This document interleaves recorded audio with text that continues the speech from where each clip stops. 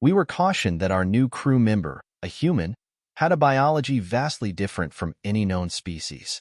This warning was starkly emphasized when they consumed the galaxy's most potent poison, claiming they needed a drink of water. We had been warned about integrating a human into our crew, something about their peculiar biology being unlike any known life forms. However, their qualifications as an engineer capable of enduring extreme heat for prolonged periods were exactly what we needed. The small creature introduced itself, and it was impossible to discern its gender. Perhaps they were hermaphroditic, a rare trait. The environmental suit it wore obscured any distinguishing features. The human was polite, quiet, and diligent, never complaining and spending most of their time in a biosphere they had set up in one of the hangars. They mentioned needing a contained environment similar to their home, which was unusual but not unheard of. We speculated they might breathe an uncommon gas like argon or pure helium. Compared to other life forms I had encountered, this human seemed the least peculiar. No corrosive acid dripping, no mandatory mating cycles, no explosive tendencies. It wasn't until the other crew members invited the human to a game of paradox for sty and draw that I learned what made human biology truly unique. The game was going well until they revealed a pressurized container labeled dihydrogen monoxide, water, one of the most toxic and poisonous substances in the universe. We were all terrified when the humans swapped a similar container on their suit and calmly stated through the suit's tiny speaker, lovely, really needed a drink of water. They weren't arming a weapon or planning to poison us. They were simply drinking water. I had to ask, though I feared the reaction, "Do you need to drink often?" The human shrugged. "Yeah, it quenches my thirst. I prefer some alcohol, but water keeps my head clear during a game." Alcohol, another highly toxic substance. The crew became noticeably quieter, but the humans seemed oblivious. We all played along, even if we were sweating ammonia or hydrogen fluoride. After the game, the crew treated the human very cautiously. As the captain, I decided to investigate what the human was replicating and was horrified to discover they were consuming large amounts of water, alcohol, and even capsicum-infused dust, a Class 3 chemical weapon. Delving into human biology, I found more reasons for alarm. Natural production of combat drugs, a primary solvent of water, previously only theoretical, immunity to most chemical and biological weapons, and to top it off, they breathed oxygen, a dangerously flammable gas. Yet, this being, lethal to all known life forms, was merely fixing power couplings and testing plasma injectors. I warned the crew while the human was asleep to treat them with utmost care and to never disturb them. Most agreed, but inevitably, some fools ignored the warning. They attempted to breach the human's biosphere, only to be met with the scorching heat of the human's home environment and the lethal water. Their bodies were left distorted, scalded, and partially melted.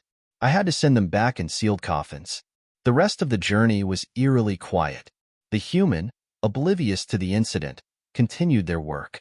The crew gave them a wide berth, not wanting to meet the same fate as their fallen comrades. Upon reaching port, the human was paid and left without a word, seeking passage on a cruiser full of silicate life forms. I had a quiet word with their captain, warning them of the human's vastly different and hazardous biology. I could have shared the full truth, but who would believe that a species drinks and consists of the deadliest poison in the universe? Truth, indeed, is stranger than fiction. Their new captain listened politely, though I could see the skepticism in their eyes. Who would believe such an outrageous claim? A species that thrives on substances considered lethal to nearly all other forms of life? It sounded like a fable designed to scare young cadets. As the human departed, I watched them go with a mix of relief and residual dread. Our voyage continued, and though the loss of our crew members weighed heavily, there was a shared, unspoken agreement to move on. The human's departure brought a strange sense of normalcy back to our daily routines. Weeks passed, and we received updates from other vessels about the human.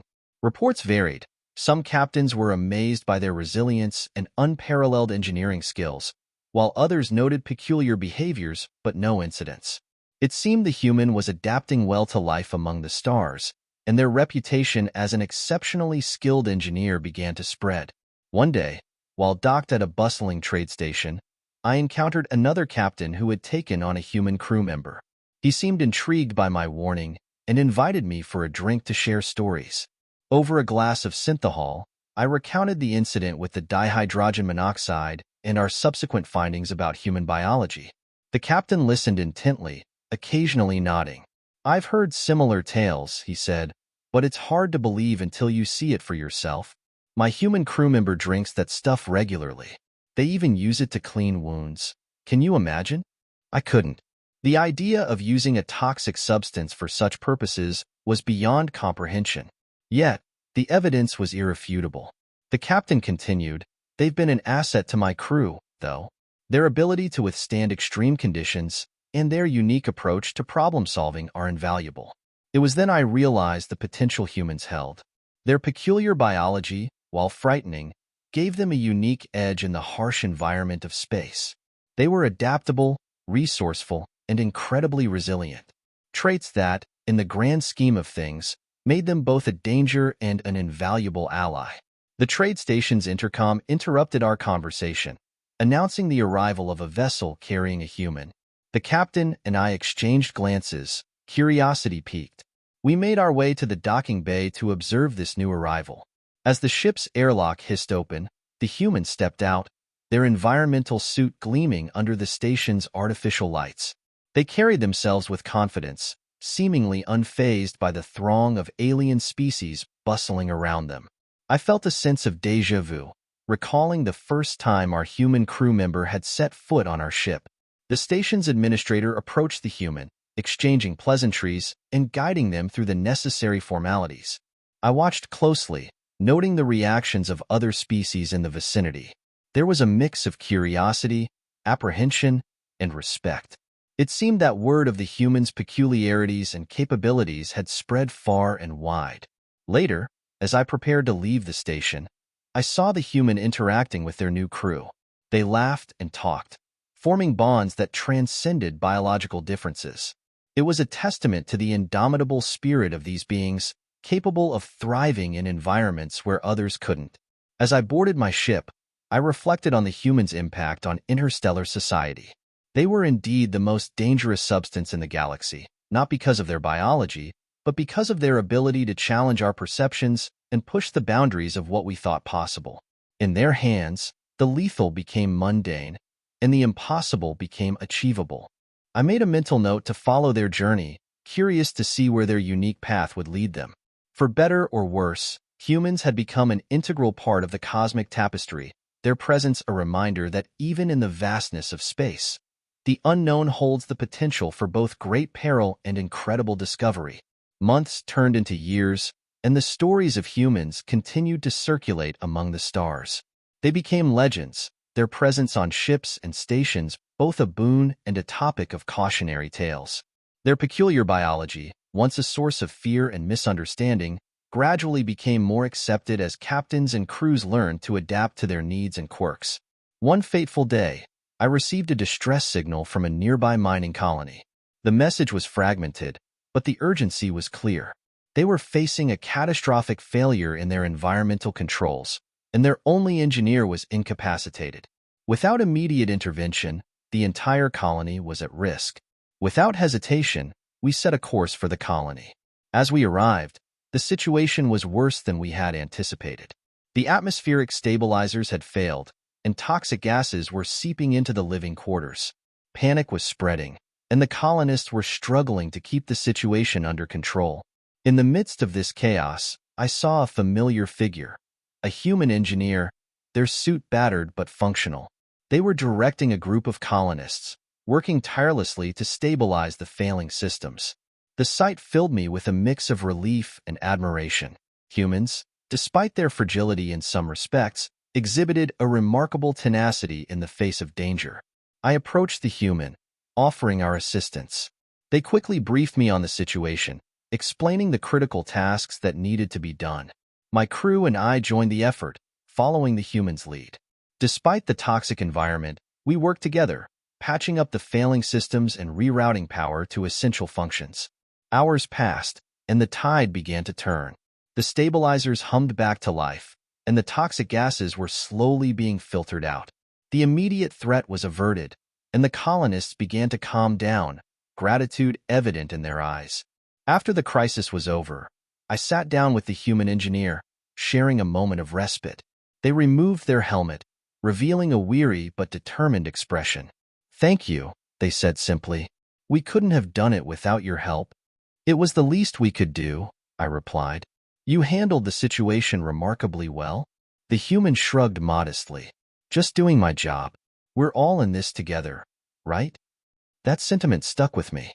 Despite their differences, humans had an uncanny ability to bring people together, to forge connections across species and cultures. They were a reminder that cooperation and mutual respect were the keys to survival in the vast, unforgiving expanse of space. As we prepared to leave the colony, the human engineer handed me a small data chip. "Here," they said. "It's a compilation of human biological data and best practices for working with us." I figured it might come in handy. I accepted the chip with gratitude, knowing it would be a valuable resource for any future encounters with humans. As we departed, I felt a renewed sense of optimism. The galaxy was full of challenges, but it was also full of possibilities, especially with allies as resilient and resourceful as humans. Back on our ship, I shared the data with my crew, ensuring we were better prepared for any future missions involving humans. The information was as fascinating as it was unsettling. Their biology, though vastly different, was a testament to the diversity and adaptability of life in the universe. Over time, we encountered more humans, each one unique but sharing that same indomitable spirit. They continued to amaze and challenge us, pushing the boundaries of what we thought possible. And with each encounter, our understanding and appreciation of these extraordinary beings deepened. Years later, I found myself at another bustling trade station. As I walked through the crowded corridors, I spotted a familiar face, the human engineer from the mining colony. We exchanged greetings, and I couldn't help but smile at the irony. The most dangerous substance in the galaxy wasn't a chemical or a poison. It was the spirit of humanity itself, unyielding, curious, and endlessly resilient. In the end, the galaxy was a better place for having humans in it. They were a force of nature, capable of both great destruction and incredible creation. And as long as they continued to explore the stars, there was hope that we could all learn to coexist, embracing our differences and working together to face whatever challenges lay ahead.